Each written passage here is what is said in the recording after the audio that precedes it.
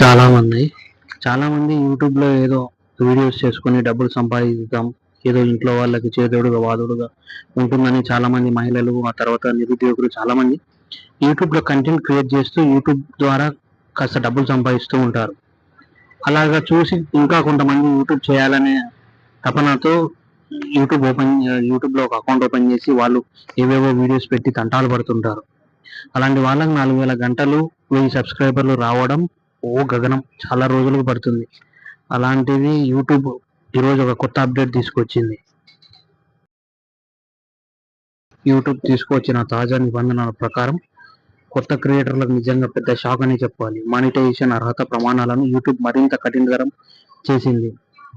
ఇప్పటి వరకు ఉన్న నిబంధనల ప్రకారం 4,000 గంటలు వాచ్ టైం రావాలి, లేదా 10 మిలియన్ల షార్ట్ వ్యూస్ అయినా ఉండగా రాబోయే కొత్త మార్పుల ప్రకారం దీన్ని భారీగా పెంచేశారు. ఇకపై లాంగ్ వీడియోలకు 8,000 గంటలు వాచ్ అవర్స్ ఉండాలి, లేదా షార్ట్ వీడియోలకు 20 మిలియన్ వ్యూస్ తప్పనిసరి చేయనున్నారు.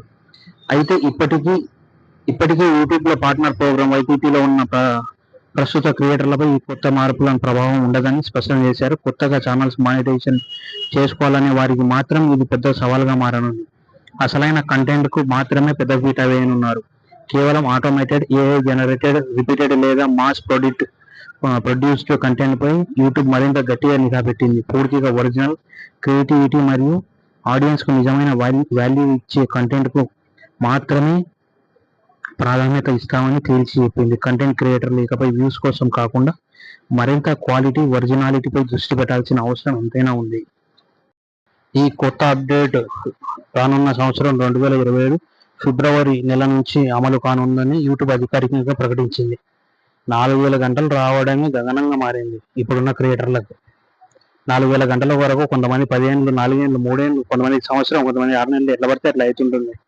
ఇప్పుడు దాంతో చాలామంది యూట్యూబ్ క్రియేటర్ కొత్తగా ఏదైనా యూట్యూబ్ ఓపెన్ చేయాలనుకున్న వాళ్ళు కూడా ఇంకా చేసుకోలేరు. చాలామంది యూట్యూబ్ నుంచి వెళ్ళిపోతారు.